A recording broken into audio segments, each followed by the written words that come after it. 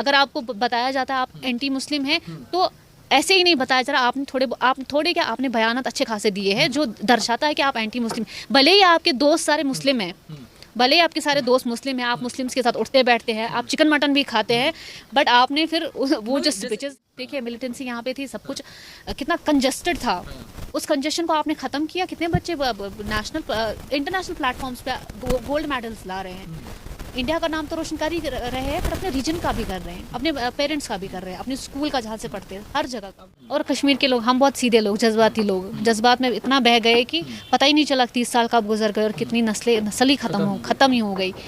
तो मुझे लगता है यही था कि पाकिस्तान से रिश्ता क्या, हम पाकिस्तानी है, पाकिस्तान हमारा है, पाकिस्तान तो खुद का नहीं है, तो हमारा कहाँ से होगा। आप देख रहे हैं शाइनिंग इंडिया और मकसद जितेंद्र शुक्ला। लगातार हम आपको कश्मीर की राजनीति में बदलते हुए परिवेश को दिखा रहे हैं कि कश्मीर की जो राजनीति है वो किस तरीके से बदल रही है। और इसी कड़ी में हम बात करने जा रहे हैं अनिका नज़ीर जी से, जो कि कश्मीर की जानी मानी यूट्यूबर हैं, झेलम टॉक्स कर इनका चैनल चलता है, और सेव यूथ सेव फ्यूचर की वुमन हेड भी हैं, जो कि बहुत सारे काम करते हैं, यहाँ की युवाओं को बचाने का कार्य करती हैं। तो सीधा अनिका जी से बात करेंगे कश्मीर की राजनीति किस तरीके से बदल रही है। अनिका जी को इंट्रोडक्शन में तो बताना। जी जी बिल्कुल। चलिए अनिका जी, सीधा मैं बात करता हूँ कि जो सबसे बड़ा चेंज दिख रहा है कि पहले सत्र की जो पहले फेज की जो वोटिंग होती है उसमें जिस तरीके से वोटिंग परसेंटेज बदलता है, जो बढ़ाव दिखता है उसके अंदर, उसको आप किस तरीके से देख रहे हैं? कश्मीर की राजनीति में किस तरीके के बदलाव को ला रहा है? देखिए, जो नोटेबल चेंज मैं इसको कहती हूँ, जो participation of people in electoral process, वो जो हमें एक बड़ा चेंज देखने को मिला है। आई थिंक वो हर किसी कंट्री होती है उसकी जो डेमोक्रेसी है उसका प्राइम फैक्टर ही वही है कि वहाँ के लोग उस डेमोक्रेसी को जहाँ तक जम्मू एंड कश्मीर की बात आती है, यहाँ ऐसे हालात नहीं थे प्रायर टू 2019। वोटिंग होती थी बट उसका परसेंटेज बहुत डाउन था, बहुत ही हाँ लो रहा करता था, और स्पेसिफिक एरियाज से वोटिंग होती थी। जैसे कोई एरिया बाइकॉट पे, हमारा यहाँ मायसूमा डाउनटाउन का एरिया बाइकॉट पे होता था, कोई वोट नहीं करता था। तो कोई और एरिया करता था वोट, तो उसमें से भी बहुत कम लोग करते थे। सो जो हमारे पॉलिटिशियंस थे वो भी they were quite aware of the fact कि कौन सा एरिया वोट करेगा, कौन सा नहीं करेगा, तो उसी हिसाब से अपनी पॉलिटिकल स्ट्रैटेजीज भी बनाते थे। पर अब उस डेमोक्रेसी में एक बड़ा बदलाव जो हमने देखा कि प्रायर टू पोस्ट 2019 लोगों ने वो एक अंडरस्टैंडिंग डेवलप की कि मेरा वोट जो है मेरा हक है, कॉन्स्टिट्यूशनल राइट है। दूसरी बात कि मेरा हक जो है उसको मुझे एक्सरसाइज करना भी बहुत ज़रूरी है, क्योंकि और ये दूसरी एक और चीज़ हमें ये पता चली कि ये डेमोक्रेसी हमारी डेमोक्रेसी है, ये जो लीडर्स है ये हमारी वजह से चलते हैं। पहले हम इसमें ध्यान नहीं देते थे, इलेक्शन हो रहा है तो हो रहा है, हमें कोई लेना देना नहीं है, वैसे हालात भी वैसे थे। बट अब हमें ये भी समझ में आ गया है कि ये डेमोक्रेसी हमारी डेमोक्रेसी है, और ये लीडर्स जो है ये हमारी वजह से चलेंगे, ये हमारी वजह से रिप्रेजेंटेटिव बनेंगे और फिर ये हमारे लिए काम करेंगे। तो उस अंडरस्टैंडिंग को हमने जब डेवलप किया, तो वो आप जो हाइक देखते हैं 20% से या 7% से या 11% से सीधे 58% तक, या आगे हमें आने वाले टाइम में वो 60 या 70% भी दिखेगा, तो उसमें कोई हमें आश्चर्य नहीं होना चाहिए। क्योंकि जब एक एक पॉपुलेशन जो होती है किसी भी स्टेट की या यूनियन टेरिटरी की, जब उनमें इक़्तिदार की बेदारी होती है या अपने जो राइट्स जब वो उनको लेकर बहुत सीरियस हो जाते हैं, तो ऐसी तब्दीलियाँ वो विजिबल होती हैं और एक्सपेक्टेड होती हैं। तो वही एक्सपेक्टेड तो कश्मीर के हवाले से नहीं था कि ऐसा बदलाव आएगा, बट जब बहुत सारी चीज़ों में बदलाव आया तो ये एक बहुत नोटेबल चेंज भी देखने को मिली कि लोगों ने डेमोक्रेसी को एम्ब्रेस किया। क्योंकि हम पहले तस्वीर हम देखा करते थे कि बाइकॉट का चला करता था, एक दौर चला करता था कि वोटिंग बाइकॉट। हमने ये भी देखा है कि जिस उंगली पे इंक लगी हो उस उंगली को काट देना चाहिए, इस तरीके की चीज़ें भी लगातार चली थी कश्मीर के अंदर। और उससे उठकर लोगों का मतलब एक तस्वीर बदल जाना 2019 के बाद से, खासकर मैं बात करूँ लोकसभा 2024 में जो चुनाव है उसके बाद से जो तस्वीरें बदली, इसका मूलतः आपको क्या दिखाई देता है? क्योंकि वो लोग भी वोटिंग मतलब वो लोग भी डेमोक्रेसी का हिस्सा बने जिन्होंने बाइकॉट की बातें करी, जिन्होंने कहा कि चुनाव नहीं लड़ना चाहिए, चुनाव को हराम उन्होंने कहा। देखिए, मैंने ये पहले भी ये चीज़ को दोहराया है कि कश्मीर में मैक्सिमम लोग जो है इंक्लूडिंग मी, हमें ये नहीं पता था कि अल्टरनेटिव ऐसा भी आ सकता है कश्मीर के लिए। हमें ये पता था कि कश्मीर एक अलग स्टेट है, इसको रेस्ट ऑफ द कंट्री से कभी हम यूनिफाई देखते ही नहीं थे, यूनाइटेड नहीं देखते थे। तो हमें अलहैदगी को हमेशा यहाँ प्रमोट किया गया है। जब आप अलहैदगी को प्रमोट करते हो तो आप हर चीज़ को अलग अलग तरीके से देखते हो। आपकी सारी पहचान जो है, रीजनैलिटी हर स्टेट की होती है। महाराष्ट्र की अलग रीजनैलिटी है, राजस्थान की अलग रीजनैलिटी, वैसे ही जम्मू कश्मीर की अपनी रीजनैलिटी है। बट रीजनैलिटी के साथ एक यूनिटी का फैक्टर भी होता है। Rajasthan is still connected to rest of the country. Rajasthanis but they are Indians also. Likewise Kashmiris were Kashmiris, but वो सेंस ऑफ यूनिटी नहीं था कि मैं इंडियन भी हूँ। हाँ, तो वो आइडियोलॉजी जब प्रिवेल होती है किसी जगह पे, खासकर जब जम्मू एंड कश्मीर में वो आइडियोलॉजी प्रिवेल हुई, तो हम लोग कट कर रहने लगे। तो फिर हमने डेमोक्रेटिक प्रोसेस जो होता है उससे भी खुद को अलग कर लिया। बट जो चालाक लोग थे उनको पता था democracy is something, democracy will give us power, democracy will give us privilege also if we represent specific population. तो वो चालाक लोग हमेशा वोटिंग में पार्टिसिपेंट्स रहते थे, इलेक्शंस लड़ते थे, सामने आते थे, पावर भी मिलता था, प्रिविलेज भी मिलता था, कॉन्फ्लिक्ट इकोनॉमी भी जनरेट हो जाती थी। बट बीच में जो पिसता था वो थे हम लोग, आम लोग। तो हम लोग बहुत टाइम तक पिसने के बाद जब हम पोस्ट एब्रोगेशन के बाद देखते हैं, अरे एकेडमिक कैलेंडर जो है वो तो कंटिन्यूसली चल रहा है, बच्चे तो कंटिन्यूसली स्कूल जा रहे हैं। बिजनेस में तो सब अपना अपना, जिनका छोटा बिजनेस, स्मॉल बिजनेस, जिनका जो अच्छे खासे बिजनेसमैन है वो भी तो काम कंटिन्यूसली कर रहे हैं। सब लोग अपना अपना काम कर रहे हैं। तो फिर हम लोग क्यों बीच में मर रहे थे? हम लोगों को क्यों घसीटा जा रहा था उस नैरेटिव के पीछे, which is next to impossible. तो वो जब हमने समझा, एक तरफ से दुख भी हुआ कि it took us 30 years to understand that, and second thing कि अब नहीं करना है ये सब, अब इस सब से कुछ नहीं मिलेगा। अब तो मेरे पास वोट है, मैं वोट दूंगा तो तब तुम सिलेक्ट हो जाओगे, मैं वोट नहीं दूंगा तो आपका कुछ नहीं होगा। आपका भी पहला ही वोट है? जी, असेंबली इलेक्शंस में this is my first vote. Last vote मैंने लोकसभा इलेक्शंस में मैं किया था। हम असेंबली इलेक्शन में पहला वोट है। अच्छा, कुछ लोग इससे खुश भी हैं कि कश्मीर में चुनाव हो रहा है, 10 सालों बाद चुनाव हो रहा है। कुछ लोगों की मैं बात करूं जो यहाँ बिजनेस करते हैं, जो बिजनेस कम्युनिटी है, उनसे हमने बात किया तो वो खुश नहीं है। उन्हें लगता है फिर यहाँ पे वो लोकल लीडर्स आएंगे, फिर वो हुर्रियत वाली कॉल्स होगी, फिर 10 सालों बाद चुनाव हो रहा है, चीज़ें वो चाहते नहीं है कि चुनाव यहाँ पे हो। मतलब उन्होंने इनडायरेक्टली वे में हम लोगों ने जब बात करी तो वो कहते हैं कि हम नहीं चाहते, कि हम तो खुश थे कि चुनाव नहीं हो रहा, हमारा तो काम धंधा बढ़ रहा था, दोबारा से चुनाव हो रहा है, दोबारा से यहाँ वो चीज़ हो जाएंगी तो चीज़ें खराब हो जाएंगी कश्मीर में। देखिए, हर कोई क्या लगता है, मतलब चुनाव इस कश्मीर को क्या देने जा रहा है? देखिए, हर कोई क्लास जो होता है, चाहे बिजनेस क्लास हो, पॉलिटिकल क्लास हो, गवर्नमेंट एम्प्लॉयज़ का क्लास हो, या जो हमारा एक स्ट्रीट वेंडर्स जो होते हैं उनका एक क्लास है। हर क्लास का अपना अपना एक सोच, एक अपनी सोच होती है और उनके लिए एनवायरनमेंट अलग होता है। जैसे आपने कहा बिजनेस क्लासेस से, आपने इनडायरेक्टली आपको ये सेंस हुआ कि वो चाहते हैं कि यहाँ इलेक्शंस नहीं हो। वो इसलिए नहीं चाहते होंगे क्योंकि बिजनेस के बाद उनको ये लग रहा होगा कि शायद वो चीज़ें रिवाइव मत होंगी जो पहले थी प्रायर टू 2009, क्योंकि बिजनेस क्लास को सबसे ज़्यादा नुकसान हुआ। आपने बिजनेस सेटअप किया, जैसे रेस्टोरेंट का बिजनेस सेटअप किया, तो महीने में 15 दिन हड़ताल है, 15 दिन ही आपका रेस्टोरेंट चल रहा है, तो फिर आपको तो नुकसान है। तो why would that restaurant owner क्यों चाहेगा कि ऐसी कोई हालात पैदा हो कि जिससे उसका रेस्टोरेंट जो है वो पूरे महीने बंद रहे? वो तो यही चाहेगा ना कि चीज़ें अच्छे से और स्मूथली चले। मे बी उनका वो हो कि रिवाइव ना हो, बट अब हमें ये नहीं पता है कि वो चीज़ें रिवाइव होंगी कि नहीं होंगी। We can hope for the best. मैं as an individual, as a Kashmiri, as an Indian या as an activist, I support democracy. मुझे ये पता है कि हम एक ऐसी डेमोक्रेटिक कंट्री में रहते हैं which is practicing the largest democracy in the world, and that too a true democracy, fake नहीं, स्टेज शो नहीं। तो मैं तो चाहूँगी कि इलेक्शंस हो, लोगों का मैंडेट हो और वोट के ज़रिए से लोगों की आवाज़ सामने आए।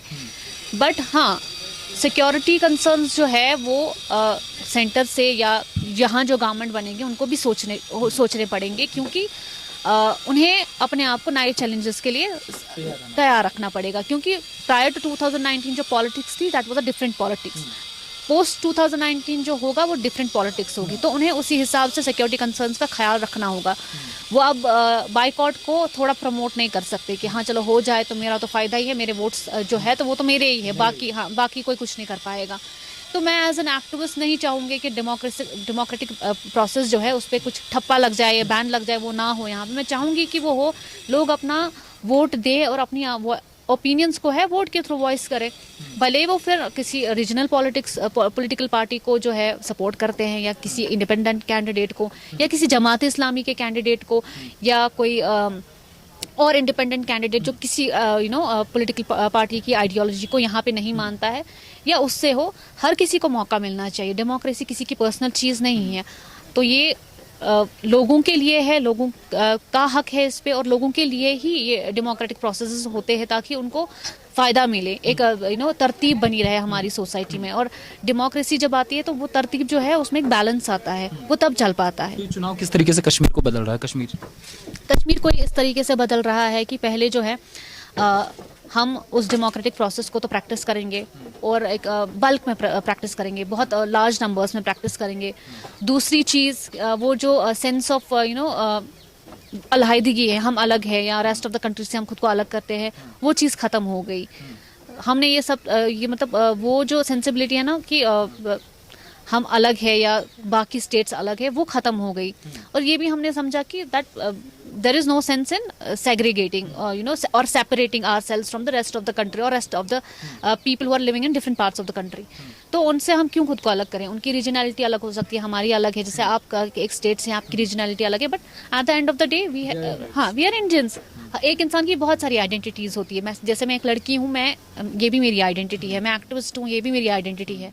बट हम रहते हैं, we are living under the same roof India के। हाँ, वही लोकतंत्र है और वही इस कंट्री का बेसिक वो है, एसेंस है इस कंट्री का। तो दिस इज मतलब मुझे लगता है we as Kashmiris we have come so very far. तो यहाँ तक पहुँचने का जो सफ़र है ना, बस वो देख कर थोड़ा बहुत दुख होता है कि 30 साल लग गए। 30 साल बहुत होते हैं, 30-35 साल बहुत लंबा सफ़र होता है। आई थिंक ये चीज़ें अगर पहले सॉर्ट हुई होती, या रिगिंग जैसी चीज़ें, या फिर उसके बाद बंदूक कश्मीर में आई, वो इंसर्जेंसी कश्मीर में स्टार्ट हुई, वो चीज़ें नहीं होनी चाहिए, तो शायद बहुत सारे नौजवान बच जाते हमारे, और वही तकलीफ होती है। बचाने का प्रयास ही करेंगे जी। अच्छा, एक मैं बात पूछूँ, ये लगातार चर्चा होती है कि जैसे हम पत्थरबाज वाली जब चीज़ें करते हैं, कश्मीर का सबसे बड़ा मुद्दा ये रहा है, और आप भी उसके लिए काम करते हैं, आप लगातार सुधारने का काम करते हैं जो उस तरफ चले गए थे। तो ऐसा मतलब कैसे हो जाता था? क्योंकि लोग सोचते हैं कि 500 जो चलता है कि 500 रुपये मिलते थे, उसको लेकर लोग पत्थर फेंकने चले जाते थे। तो ऐसे में मतलब जब लोगों को पता है कि सामने या तो पैलेट गन है या तो मौत है जो दिखता था, तो लोग क्यों लेकर निकल जाते थे? कारण क्या होता? जब उनसे आप बच्चों से बात करते तो क्या रहा करता? मैंने इस चीज़ को बहुत क्लोजली देखा है। मैं कोई लंदन से तो नहीं आई हूँ, मैं कश्मीर में पैदा हुई हूँ, कश्मीर में पली बड़ी हूँ। तो ये 500 का चक्कर मुझे कभी समझ में नहीं आया। ऑनेस्टली स्पीकिंग, मुझे इस चीज़ पे बहुत गुस्सा आता है कि आप कहते हो कि एक नौजवान ने 500 रुपये लिए और 500 रुपये के लिए उसने पत्थर मारे। नहीं, हम जज्बाती लोग हैं और हमारे जज्बात का खूब इस्तेमाल किया गया है। ठीक है, अगर आप तो आज आप कश्मीर में आते, अगर आप उस टाइम कश्मीर में आते ना, छोटा जो बच्चा होता था ना, लाइक 7 इयर्स का, मैं खुद 7-8 साल की थी, 10 साल की, मैंने तब से ही चीज़ें देखी है। उस बच्चे को भी उस जज्बे से वो स्लोगन्स देता था। तो ऐसा था कि आपको बहुत सारी किलिंग्स भी यहाँ पे हुई, जैसे पैलेट्स, बहुत सारे बच्चे पैलेट विक्टिम्स है। तो एक बच्चा किसी फैमिली का गुजर गया, किस वजह से उसको शेलिंग के दौरान वो जख्मी हो गया, उसके बाद वो नहीं ओवरकम कर पाया उन इंजरीज को, तो वो गुजर गया। तो उसके पेरेंट्स कहाँ घर में बैठेंगे, फिर उसके भाई बहन कहाँ घर में बैठेंगे, उनको कहाँ सुकून होगा। वैसे ही पता है हमें कि यहाँ कुछ नहीं होने वाला, यहाँ पढ़ाई का क्या है, जॉब्स का क्या है, आगे बढ़ने का क्या है, अपने आप को रिप्रेजेंट नेशनल प्लेटफॉर्म पे करने, वो तो कुछ था ही नहीं कॉन्सेप्ट। तो जब आप, और वो एक सेंसिबिलिटी होती है। अब जैसे मैं कश्मीरी हूँ, मैं दिल्ली जाऊंगी ना, मैं 1 महीने वहाँ रहूंगी, तो फिर 1 महीने के बाद मुझे वो क्रेविंग होगी कि अब कोई कश्मीरी देख लेती, मैं 5-6 बातें कर लेती मैं उसके साथ। तो वो होती है ना अपने रीजन के साथ, वो एक अलग लगाव होता है। And at the end of the day you are humans, you will feel for others ना, कि कोई किसी को कुछ तकलीफ है तो मुझे फील होगा ही। कोई, हम बहुत सारी ऐसी कोई इमोशनल स्टोरी देखते हैं कि किसी ने कितना स्ट्रगल किया, अब उसको कामयाबी, हमारी आंखों में भी आंसू आ जाते। तो मेरा कोई नेबर है, उसका बच्चा गुजर गया है, वो मेरे साथ ही पढ़ता था, उठता बैठता था, अब वो बच्चा गुजर गया, तो मेरे अंदर भी वो सेम ही जज्बात है जो उसकी फैमिली के अंदर है।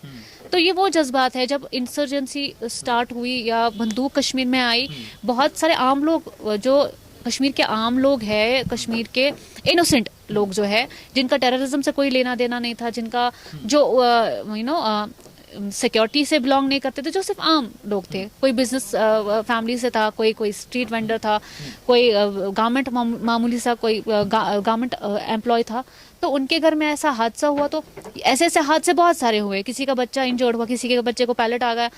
तो भड़काने वाले भी थे, भड़काने वाली ऑर्गेनाइजेशन भी थी, वो कॉल्स सर्कुलेट करते थे, तो हम उसको फॉलो करते थे। तो ये जज्बाती रैलीज होती थी, इसमें किसी को पैसे देने की जरूरत है ही नहीं। When you are sentiments are used, आपको किसी को पैसे देने की जरूरत ही नहीं है, वो खुद ही सब कुछ कर देगा। जैसे मुझे कुछ हो जाएगा, खुदा ना खास्ता मेरी फैमिली में किसी को कुछ हो जाएगा, मैं पहले किसी से मैं पहले आपका इंटरव्यू करूंगी मैं आपका इंटरव्यू। तो ये वैसी ही बात है, मैं सब कुछ छोड़ के, मेरा फोन मैंने देखना, मैंने फेंक देना है फोन, मैं चली जाऊंगी, पहले मैं अपने फैमिली मेंबर को देखूंगी। ये ऐसी बात है कि आप सेंटिमेंटल हो, आपके सेंटिमेंट्स को बहुत बखूबी यूज किया जा रहा है, तो आपको पैसे देने की जरूरत ही नहीं है। कौन यूज कर रहा था, इसका फायदा किस? सेपरेटिस्ट आइडियोलॉजी वाज बहुत ही एविडेंट है, वो प्रिवेल हो रही थी उस टाइम पे बहुत ज्यादा, और बहुत उसका चलना था कश्मीर में। देन हमारे पॉलिटिशियंस भी वो उस टाइम, ये आज निकलते हैं, ये बाहर ये भीगी बिल्लियों की तरफ बिलों में घुसे होते थे। मुझे बहुत गुस्सा आता है इनके ऊपर, ये थोड़ी निकलते थे बाहर, इनकी हिम्मत होती बाहर निकल के ये धरने पे बैठे थे, क्या कर रहे हो नौजवानों के, क्यों उनको भड़का रहे हो, चलो 2-4 पत्थर ही लग जाते ना, इतने सारे बच्चों को लगे, यहाँ तो बच्चों को पैलेट लगे, 10-15 2-4 घंटे बैठ जाते धरने पे। इनकी हिम्मत होती, ये बिलों में घुस जाते थे। सेपरेटिस्ट कॉल एक आती थी, इनके खानदान वैकेट करते थे यहाँ से, आप खुद सुनिए इनके इंटरव्यूज। तो इन्होंने भी कोई ये नहीं किया, इनको पता था कि इलेक्शन आएगा, हम तो दिल्ली, हाँ दिल्ली जाके तो बोलना ही है, हम तो डेमोक्रेसी को फॉलो करते हैं, वी तो आर इंडियंस, हमें क्या हो, लेकिन वहाँ पे सेपरेटिज्म का वो है, तो आप हमें सपोर्ट कीजिए, हम सेपरेटिस्ट जो उनसे बात करेंगे। So they were actually what they were doing was वो जो काम होता है ना मिडिल मैन का, वो मिडिल मैन का काम कर रहे थे। हम सेपरेटिस्ट से बात करेंगे, हम तो आप ही के साथ हैं, हम तो आर इंडियंस, तो ये वो काम कर रहे थे।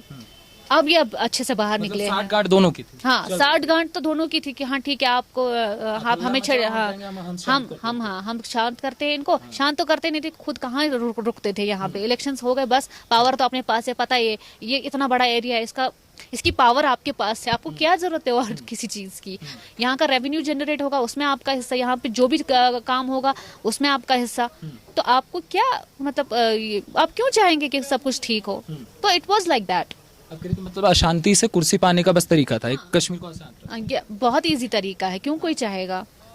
वो भी ऐसे लोग जो आए ही जिनके जैसे कहानी कहाँ से शुरू होती है, जब से इंडिपेंडेंस के बाद ये, और अनफ्रेंडली नेबर्स तो हमने अचीव कर ही लिए थे एज कंट्री की। पाकिस्तान तो था ही वहाँ पे, उनका तो था ही ये कि हम इस मुद्दे को ज़्यादा से ज़्यादा इंटरनेशनल प्लेटफॉर्म्स पे ले जाए, ताकि हम दिखा सके हाउ बैड इंडिया इज़। तो और उसमें देखिए इन्होंने भी ऐसे ही रोल प्ले किया। अगर तब पैलेट्स चलते ही क्यों थे, वो तो आपके सुपरविजन पे चलते थे। आप ये कह सकते, आप हड़ताल पे खुद भी जा सकते थे, प्रोटेस्ट कर सकते थे कि हम डेमोक्रेटिक कंट्री है, आप पैलेट को हम अलाउ यहाँ नहीं करेंगे, और सेपरेटिस्ट से भी कहेंगे आपको मारना है, आप मार दो, बट यहाँ के नौजवानों को खराब मत करो, उनकी जिंदगी, उनकी नस्लें खत्म हो जाएंगी, वरना क्या कम लोग मरे हैं कश्मीर में। बट इन्होंने ऐसा कुछ नहीं किया। आप कह रहे हैं कि पहले ये लोग निकलते नहीं थे, मगर मैं कश्मीर के चुनाव में एक नई तस्वीर देख रहा हूँ। देश भर के चुनाव में दिखती नहीं है, देश भर में रैलीज होती हैं, डोर टू डोर कैंपेन होता है, बट उस बड़ी मात्रा में नहीं होता। मगर कश्मीर में मैं देख रहा हूँ कि डोर टू डोर कैंपेन में ज्यादा फोकस है, रैली के मुकाबले लोग ज्यादातर जो यहाँ के राजनीतिक दल है वो डोर टू डोर घर जाकर वोट मांगेंगे। हाँ, डोर टू डोर वो जाएंगे, क्योंकि उनको पता है हर घर से वोट निकलने वाला है। चाहे एक घर से एक ही वोट निकलेगा या 5 वोट निकलेंगे, वोट तो आएगा ही आया, तो मुझे हर घर तक पहुंचना है। दैट्स वाई वो हर घर तक जाते हैं। पहले उनको ये तो पता ही था कि ये तो पूरा एरिया ही नहीं वोट करने वाला है, अब उनको पता है पूरा एरिया वोट करेगा। मैं कभी वहाँ गया नहीं हूँ, तो वो तो जाएंगे, कूद जाएंगे वहाँ पे, हर घर में बैठेंगे। तो मतलब इसमें एक चीज़ मैं ऐड करना चाहूँगा कि पहले नेता जो है वो जनता को डरा कर रखता था, घरों में बंद रखता था, और आज जनता ने नेता को डरा रखा है कि भैया मेरे वोट की ताकत बहुत है, आपको मेरे घर आना होगा वरना फिर देख लिया। एग्जैक्टली और कश्मीरी जो है, मैं बहुत खुश हूँ कि इतना मतलब हाइक आया है इस वोटिंग परसेंटेज में। इससे राजनेता डरे हुए हैं यहाँ के बिल्कुल वो तो कैलकुलेशन करते रहते हैं कि ये वोट कहाँ चला जाएगा, इस वोट को कहाँ, कि मेरा वोट कौन काट रहा है। So they are calculating all this कि मेरा वोट किसकी वजह से कटेगा। तो सो वो उसके बारे में बहुत सारी अफवाहें फैलाएंगे या बहुत सारी बातें करेंगे, क्योंकि उसको पता है इसकी वजह से मेरा वोट कटने वाला है। सो डोर टू डोर कैंपेन इसी वजह से है क्योंकि हर कोई वोट करने वाला है। लगातार जो राजनीति, अगर हम पॉलिटिक्स की बात करें, अभी 2024 की लोकसभा चुनाव की बात करते हैं, सबसे ज़्यादा जो एक तरफा वोट पड़ा वो कांग्रेस को पड़ा। वो लगातार एक सेंटिमेंट जो है कि हमें तो कांग्रेस को, और यहाँ भी जो सेंटिमेंट चल रहा है कि नेशनल कॉन्फ्रेंस और कांग्रेस की जो गठबंधन है उससे हमें वोट देना है। लगातार वोट मुसलमानों ने तो दिया, बट क्यों वोट के बाद भी गुर्बत की स्थिति में उनको मतलब पिछड़े हुए हैं? आज भी देखें तो पंचर वाली जो चलती है कि मुसलमान पंचर लगा रहा है, आगे क्यों नहीं बढ़ पाए? कारण क्या रहा इतना करने के बाद भी? मैं इस चीज़ को इस तरीके से देखती हूँ, ये कल्चरल इन्फ्लुएंस होता है। आप देखिए, आप पंजाब जाइए या पंजाब में देखिए, उनका वो इन्फ्लुएंस ही है। वहाँ पे ड्रग्स कितने प्रिवेल हो रहे हैं। वहाँ पे क्या लोग पढ़े लिखे नहीं, 6 पढ़े नहीं हैं? ऑफ कोर्स पढ़े लिखे हैं, बट ये है कि आपका कल्चरल इन्फ्लुएंस चला जाता है। जैसे यहाँ पे मिलिटेंसी रेज हुई तो लड़कियों की पढ़ाई पे भी पाबंदी लगी, कि स्कूल्स चलाए गए, कितने सारे स्कूल्स चलाए गए। तो वो जो मेंटालिटी है ना, वो आपको पीछे घसीटती है। अदरवाइज हमारा बेसिक माइंडसेट क्या है कश्मीरियों का, हम लोग कितना सपोर्ट करते हैं लड़कियों को पढ़ने के लिए। मतलब मुझे या बाकी लड़कियां हैं, लड़के हैं, हमारे पेरेंट्स अपनी पूरी जो जमा पूंजी है हमारी पढ़ाई पे लगा देते हैं। तो हमारा बेसिक माइंडसेट ये है। लेकिन जब यहाँ पे मिलिटेंसी रेज हुई तो फिर क्या हुआ, बहुत सारे लोगों के स्कूल छूट गए, बहुत सारे लड़के 90s में वो चले गए सरहद पर। अगर वो उस टाइम पढ़ते तब जॉब मिलना, हाँ जॉब मिलना बहुत इजी था। जैसे आज बहुत मुश्किल है गवर्नमेंट जॉब मिलना, तब बहुत इजी था मिलना। जो पढ़ा लिखा होता था हर किसी को जॉब मिलती थी। तो ये होता है कि ये कल्चरल इन्फ्लुएंस है, या किसी चीज़ में, किस जगह में क्या चीज़ प्रिवेल हुई है। तो मैं एक चीज़ जो रखना चाह रहा था, जैसे हम कश्मीर में लोगों से बात करते हैं तो लोग कहते हैं कि मोदी ने 2019 से कश्मीर को बर्बाद किया। जो मतलब कहने का जो तरीका है लोगों का, कश्मीर को बर्बाद किया, ये किया, मुसलमानों के खिलाफ है, ये जो नैरेटिव है। इसलिए मैं कह रहा था कि 1984 सबको याद है जब सिख मैसेकर हुआ, सब ने देखा किस तरीके से हुआ। बट उसके बाद भी पंजाब में लगातार कांग्रेस की सरकार बनी, ठीक है, सिख कुछ चीज़ से ऊपर उठा। बट जो मुस्लिम कम्युनिटी है उसको जब हम उससे बात करते हैं तो उनके अंदर एक नैरेटिव रहता है 2002 वाला मोदी। उसके बाद से भले दंगे नहीं हुए देश में, कुछ ना हुआ 2024 से, बट वो चीज़ें रहती है कि ये तो एंटी मुस्लिम्स हैं, ये है। मुसलमान क्यों उस चीज़ से ऊपर नहीं उठ पा रहा? देखिए, हर किसी की अपनी अपनी एक आइडियोलॉजी होती है, एक रिलीजियस आइडियोलॉजी होती है। मोनोथेटिकल जो रिलीजन है उसकी अलग आइडियोलॉजी है। पॉलीथेटिकल जो है, जैसे हिंदू धर्म है, वो डाइवर्स है, अलग अलग टाइप्स को आप मानते हैं। मोनोथेटिकल जो है वो हम लोग खुदा पर ही ईमान लाते हैं और उसके सिवा कोई माबूद नहीं है, यही मानते हैं। तो जब आप अपनी रिलीजियस आइडियोलॉजी से आप कनेक्ट होते हो बहुत ज़्यादा, तो आप नहीं भूल सकते हो ये चीज़ कि आपने बोला कि 2002 वाला मोदी, अगर लोगों के दिमाग में वो छवि है फिर वो नहीं मिटती है। क्योंकि बहुत सारी, आप देखिए, बीजेपी का सबसे मुझे लगता है डाउनफॉल या नेगेटिव पॉइंट ये है कि उनके बहुत सारे जो लीडर्स हैं वो बहुत एंटी मुस्लिम स्पीचेस देते हैं। लेट्स बी वेरी ऑनेस्ट, वो देते हैं एंटी मुस्लिम स्पीचेस। जैसे कांग्रेस पे इल्ज़ाम लगता है कि ये तो मुस्लिम अपीजमेंट में लगे हैं, वैसे ही बीजेपी जो है उनके जो नेता है वो बहुत सारे ऐसी बातें बोलते हैं कि एक 14 करोड़ लोग जो है उनके सेंटिमेंट्स हर्ट होते हैं। जैसे किसी ने कहा कि ये रिसेंटली जब इलेक्शंस हो रहे थे लोकसभा के, तब ये बताया गया कि कांग्रेस जो है वो उन लोगों को, मुसलमानों को हेल्प कर रहा है ताकि हिंदू औरतें जो हैं उनके गले से मंगलसूत्र उतार के, समथिंग लाइक दैट।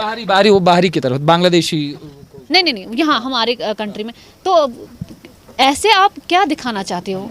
नहीं तो प्रधानमंत्री नरेंद्र मोदी ने अपनी रैली में संबोधन पे बोला था कि महिलाओं के मंगलसूत्र छीन अगर सकते हैं। वो उस पे था आपका जो परिवारवादी टैक्स लगाने के बाद जो सैम पित्रोदा ने कहा था। वही देखिए, फिर इसमें जो है फोर्थ जनरेशन इंफॉर्मेशन वॉरफेयर जो हम कहते हैं, सोशल मीडिया इसमें बहुत बड़ा रोल प्ले करता है। हाँ, फिर वो उसमें बहुत बड़ा आपकी छवि अभी बहुत, आप माने इस बात को या ना माने, आपकी छवि भी एक किस्म से इसी वजह से बनी है कि ये तो एंटी मुस्लिम है। बहुत सारे, मैंने जब पर्सनली भी जब मैं बहुत सारे लोगों से बात करती हूँ, वो कहते हैं कि नरेंद्र मोदी जी जो है उन्होंने ये काम किया, जो किया भी, मैं हाँ जो किया भी, देखिए आप महिलाओं की एंटरप्रेन्योरशिप के बिजनेस यूनिट्स देखिए, कितने सारी स्कीम्स को एक्चुअल सेंस में जो है ना वो डोर टू डोर पहुंचाया है, ऑफ कोर्स पहुंचाया है, बहुत अच्छा काम किया है। लेकिन जब मैं आम लोगों से बात करती हूँ, कहती हूँ बेटा पता है उन्होंने ये काम किया, उनको मुझसे ज़्यादा कामों के बारे में पता है, मुझे तो कुछ कामों के बारे में पता भी नहीं, मुझे तो कुछ स्कीम्स के बारे में पता ही नहीं। कितने पता है, लेबर कार्ड है, लेबर कार्ड में हमारे बच्चों को स्कॉलरशिप आती है, ये कार्ड है, ये कार्ड है, ये कार्ड से मैंने, अच्छा हेल्थ कार्ड से मैंने अपनी बच्ची का ऑपरेशन करवाया तो मुझे 50,000 मुझे वहीं से कट गया, मुझे तो भरने ही नहीं पड़े। लेकिन एक ही प्रॉब्लम है इनको, मैं बोलती हूँ क्या प्रॉब्लम है, ये है ना एंटी मुस्लिम। इसलिए तो आप देखिए ना, एक तो सोशल मीडिया तो उसमें काम ही करता है, बट आपके जो नेता है ना उनको भी बहुत अल्फाजों का, शब्दों का इस्तेमाल करना बहुत ज़रूरी है। यही चीज़ मैंने पूछा कि जगदीश टाइटलर हो या राजीव गांधी हो, जब वो चीज़ें हो रही थी उस समय प्रधानमंत्री राजीव गांधी ने ही कहा था कि जब बड़ा पेड़ गिरता है तो धरती हिलती है, इस तरीके की चीज़। बट हाँ, जैसे अभी रिसेंटली जब इलेक्शंस हुए तो पॉलिटिक्स की क्या टैक्टिक्स है कि इन्होंने कहा ईवीएम्स आपके ये तो ये तो हैक कर लेंगे, ये तो ये कांग्रेस ने भी किया है, ये टैक्टिक्स इस्तेमाल किए, ये हमारी रीजनल पॉलिटिक्स, तब तो बैलेट पेपर होते थे यहाँ पे, मतलब उन्होंने कहा कि कांग्रेस ने भी कहा अब तो ये हैक करेंगे, जबकि फिर 400 पार हुआ ही नहीं हुआ। क्योंकि वो देखिए बीजेपी क्लेम कर रही थी हम 400 पार लेंगे, 400 पार हुआ ही नहीं। फिर उन्हें अच्छी खासी सीट्स मिली तो फिर उन्होंने इस नैरेटिव को डाउन करने के नहीं ठीक है, फिर फ्री एंड फेयर इलेक्शंस हो गए। सेम बीजेपी ने भी किया है प्रीवियसली, जब उन्होंने बीच में इलेक्शंस में हारा तो KGL समथिंग नरसिम्हन करके उनके जो बीजेपी के जो एक रिप्रेजेंटेटिव है, उन्होंने तो मतलब किताब लिखी कि ईवीएम जो है इट्स अ फ्रॉड, जबकि अब आज देखिए 15 साल से अब उनकी सरकार है। ये पॉलिटिक्स की टैक्टिक्स है। और मैं पॉलिटिक्स में मैं क्यों पर्सनली जी ने खुद सवाल उठाया था उस पर ईवीएम पे 2009 के चुनाव के बाद उन्होंने, ये पॉलिटिक्स जो है ना, पॉलिटिक्स में मैं इसलिए नफरत, मुझे ज़ाती नफरत है, बट फिर मैं कहती हूँ कि डेमोक्रेटिक प्रोसेस होना चाहिए, क्योंकि हमें लार्जर पॉपुलेशन के लिए सोचना पड़ता है, हमें अपने पर्सनल बिलीफ्स के लिए सोचना पड़ता है।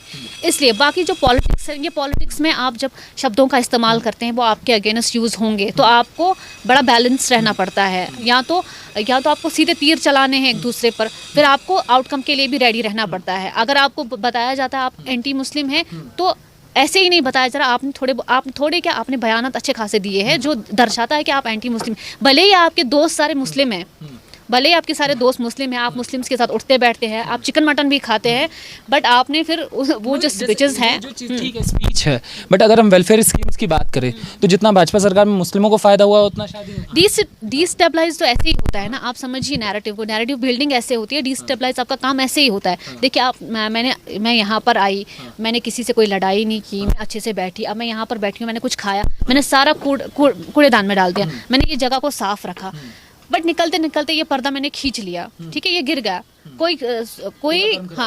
कोई कौन बोलेगा कि इसने तो यहाँ पे सब कुछ अच्छे से रखा था, कोई मानेगा मेरी बात। तो ये चीज़ है। और आम लोग ये आप पॉलिटिशियन है या कोई बड़ा ब्यूरोक्रेट है, वो चीज़ों को बहुत बारीकी से एनालाइज करता, मैं एनालाइज करूँगी, कोई आम स्टूडेंट थोड़ी एनालाइज करेगा, उसके मन में तो नफरत ही पैदा होगी ना, देखो इसने क्यों बोला ऐसे, मैंने तो कुछ नहीं किया था, मैं तो आम इंसान हूँ, मैंने क्या बिगाड़ा था इसका।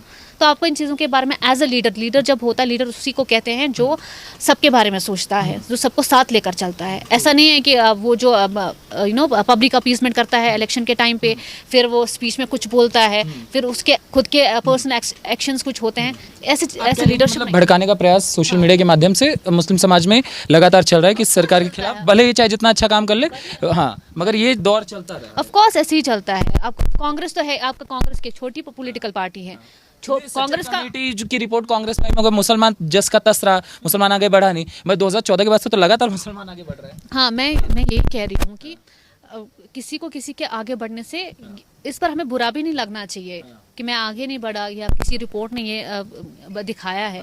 ऑफ कोर्स मेरी मेरी ग्रोथ कहाँ रुक गई। हाँ, अगर एक मुझे बताइए, अगर एक हिंदू बच्चा ओलंपिक्स में खुद को रिप्रेजेंट कर सकता है, मुसलमान बच्चा क्यों नहीं कर सकता? हिंदू बच्चे ने कुछ एक्स्ट्रा खाया है क्या?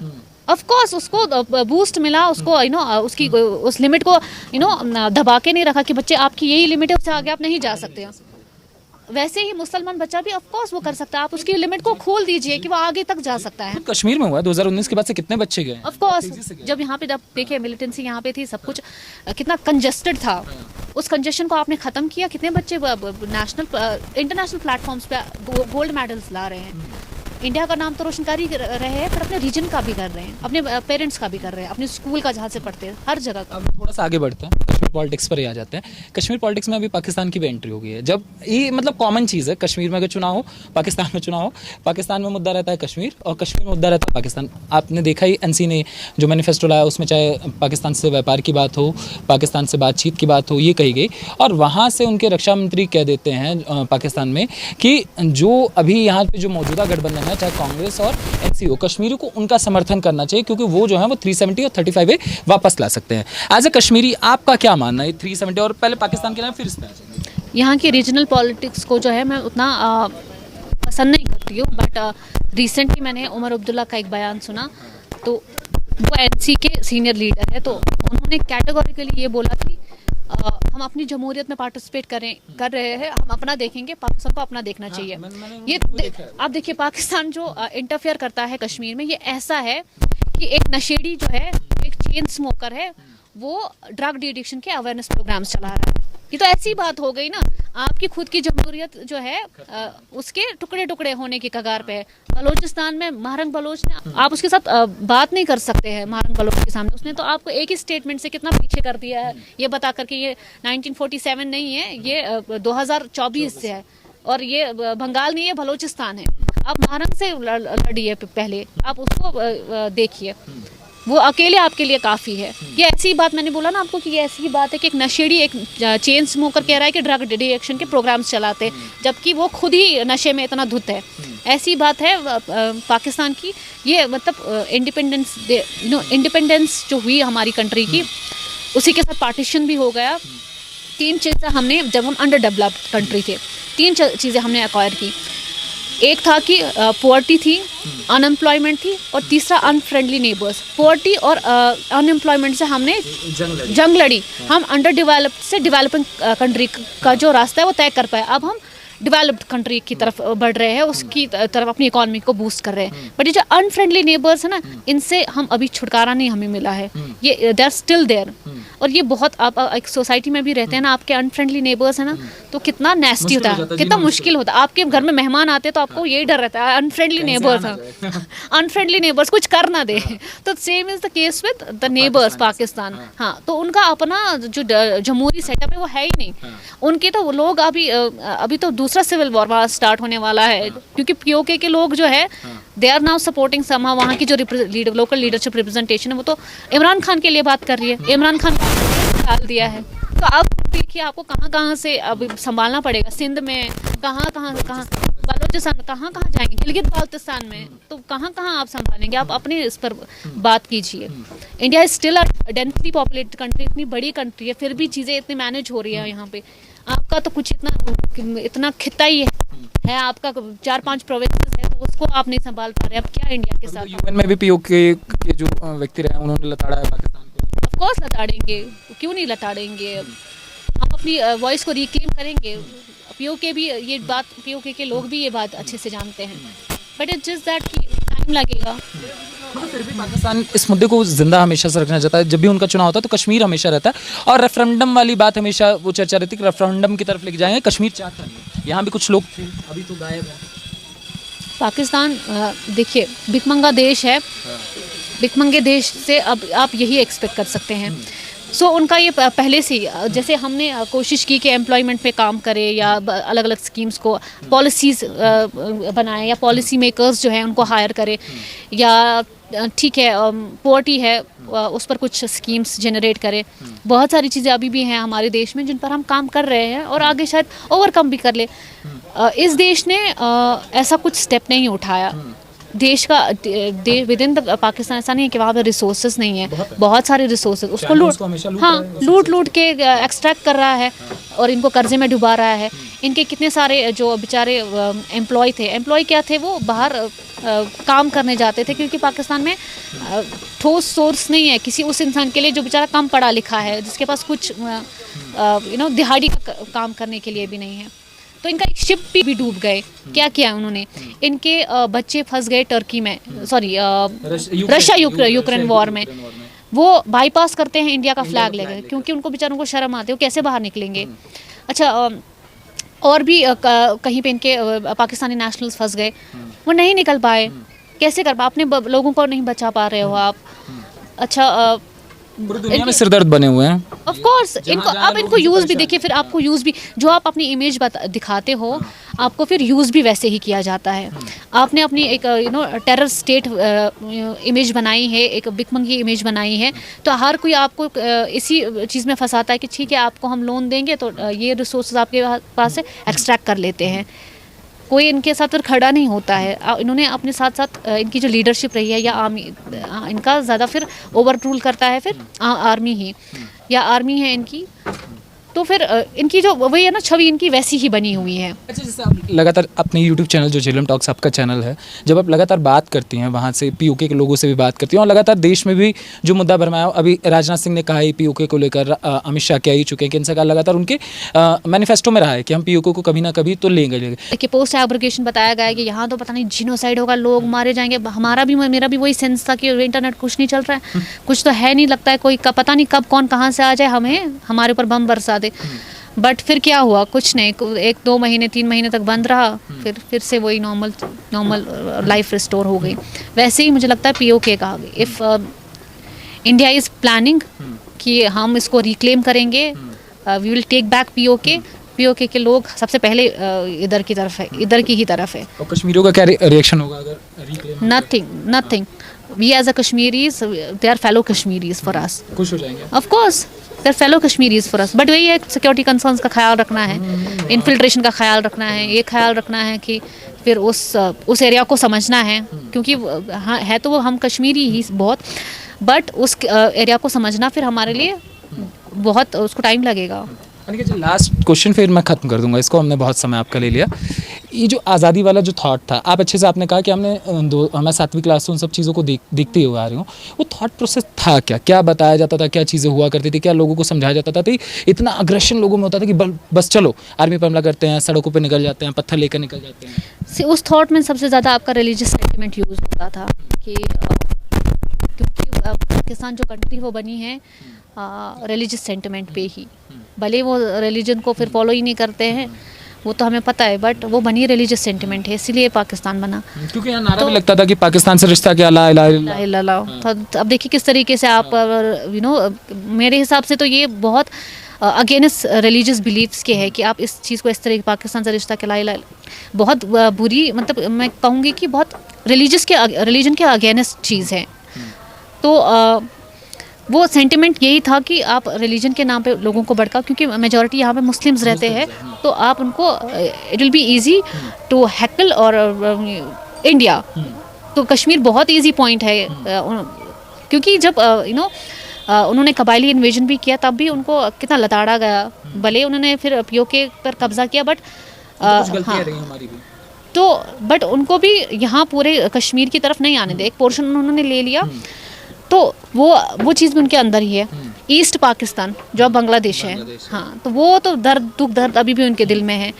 तो इस सब से कैसे हम बदला ले, वो बदले की आग में ही जलते रहे। फिर उन्होंने कश्मीर को एपी सेंटर, उन्होंने कश्मीर को एपी सेंटर बनाया कि चलिए कश्मीर तो मुस्लिम मेजॉरिटी है ही वहाँ पे, इनको रिलीजन के नाम पे हम इनको थोड़ा ड्रैग करते हैं इस तरफ।